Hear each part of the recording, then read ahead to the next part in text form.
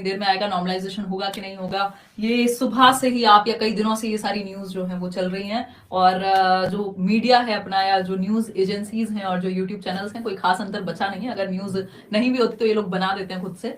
तो उस चक्कर में जो क्यूरियोसिटी होती है वो बहुत ज्यादा बढ़ जाती है, या कई लोगों के लिए वो टेंशन जैसा भी बन जाता है कि क्या हुआ। और कई बार हम फेक न्यूज पे भी विश्वास कर लेते हैं इस चक्कर में। जब बात रही नॉर्मलाइजेशन की कि नॉर्मलाइजेशन होगा कि नहीं होगा, देखो इतनी सारी शिफ्ट्स हुई हैं, सबका मेन सेट इन्होंने बना के हमें दे दिया है।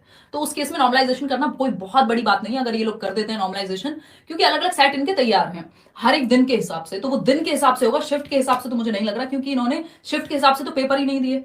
तो उस केस में आशंका है कि ना भी हो नॉर्मलाइजेशन, और हो सकता है कि हो भी जाए।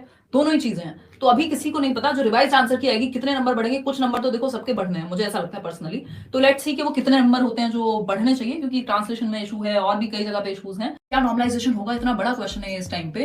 तो कुछ डिस्क्रिपेंसीज कह लीजिए या फॉल्ट कहेंगे, एरर कहेंगे उनको, डिस्क्रिपेंसी भी कहना गलत होगा। छोटी छोटी मिस्टेक्स या एरर्स थे, और एक बड़ी मिस्टेक भी थी। 21 वाले पेपर में लोगों के पैसेज कुछ और था, क्वेश्चंस कुछ और थे। कितने सारे तो मुझे मेल आए हुए हैं, कितने सारे, एक व्यक्ति ने तो इतनी जगह पे कमेंट किया इस चीज को लेकर के।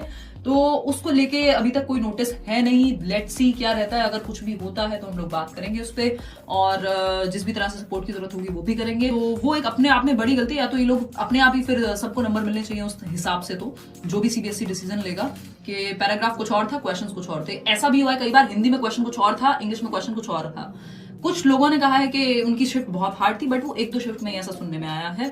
तो नॉर्मलाइजेशन का टोटली डिपेंड करता है इस टाइम पे सीबीएसई के ऊपर, क्योंकि कुछ कुछ रीजंस हैं जिनको देखते हुए नॉर्मलाइजेशन लागू होना चाहिए।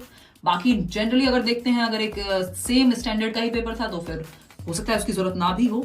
तो अभी तो वेट ही करेंगे कि क्या डिसीजन होता है। वैसे मुझे लगता है अगर रिजल्ट इतनी जल्दी आता है तो पता नहीं, लेट्स सी कि नॉर्मलाइजेशन होता है कि नहीं, हम देख ही सकते हैं।